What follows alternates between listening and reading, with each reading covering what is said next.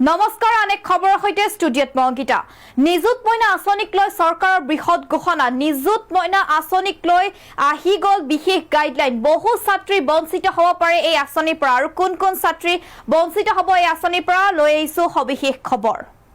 মুখ্যমন্ত্ৰীৰ নিযুত মইনা আঁচনিৰ বাবে আহি গ'ল নতুন নিৰ্দেশনা কোনে পাব আৰু কোনে হ'ব বঞ্চিত এই আঁচনিৰ পৰা দিয়া হৈছে গাইডলাইন কেইবাটাও নতুন নিৰ্দেশনা জাৰি কৰা হৈছে অসম চৰকাৰৰ উচ্চ শিক্ষা বিভাগে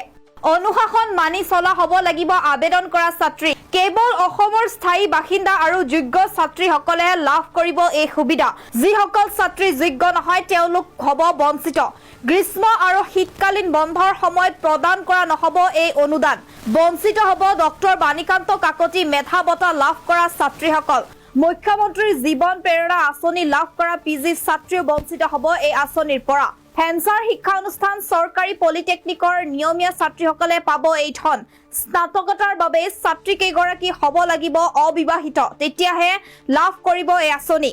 নিৰ্ধাৰিত আবেদন পত্ৰ পূৰণ কৰি জমা দিব লাগিব নিজ শিক্ষা অনুষ্ঠানত এই আঁচনিৰ আওতাত নাথাকিব ব্যক্তিগত শিক্ষা অনুষ্ঠানৰ ছাত্ৰী সৰ্বাধিক 10 মাহৰ বাবে এইচএছ ছাত্ৰীয়ে প্ৰতিমাহে লাভ কৰিব 800 টকা সৰ্বাধিক 10 মাহৰ বাবে ছাত্ৰীৰ প্ৰতিমাহে পাব 1250 টকাকৈ স্নাতকতাৰ ছাত্ৰীয়ে প্ৰতিমাহে লাভ কৰিব 2500 টকা নিয়ম আৰু শৃংখলা ভংগ কৰিলেই বাতিল হ'ব এই আঁচনিৰ পৰা আই পুনৰবাৰ জনাইছো নিযুত মইনা আঁচনিৰ বাবে আহি গ'ল বিশেষ গাইডলাইন কোনে পাব আৰু কোনে হ'ব বঞ্চিত এই আঁচনিৰ পৰা দিয়া হৈছে গাইডলাইন কেইবাটাও নতুন নিৰ্দেশনা জাৰি কৰা হৈছে অসম চৰকাৰৰ উচ্চ শিক্ষা বিভাগে অনুশাসন মানি চলা হ'ব লাগিব আবেদন কৰা ছাত্ৰী কেৱল অসমৰ স্থায়ী বাসিন্দা আৰু যোগ্য ছাত্ৰীসকলে লাভ কৰিব এই সুবিধা যিসকল ছাত্ৰী যোগ্য নহয় তেওঁলোক হ'ব বঞ্চিত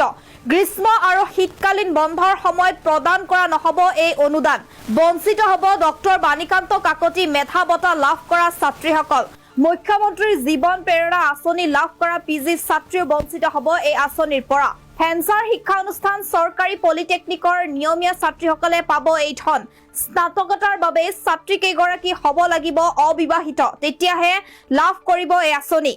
নিৰ্ধাৰিত আবেদন পত্ৰ পূৰণ কৰি জমা দিব লাগিব নিজ শিক্ষা অনুষ্ঠানত এই আঁচনিৰ আওতাত নাথাকিব ব্যক্তিগত শিক্ষা অনুষ্ঠানৰ ছাত্ৰী সৰ্বাধিক 10 মাহৰ বাবে এইচএছ ছাত্ৰীয়ে প্ৰতিমাহে লাভ কৰিব 800 টকা সৰ্বাধিক 10 মাহৰ বাবে ছাত্ৰীৰ প্ৰতিমাহে পাব 1250 টকাকৈ স্নাতকতাৰ ছাত্ৰীয়ে প্ৰতিমাহে লাভ কৰিব 2500 টকা নিয়ম আৰু শৃংখলা ভংগ কৰিলেই বাতিল হ'ব এই আঁচনিৰ পৰা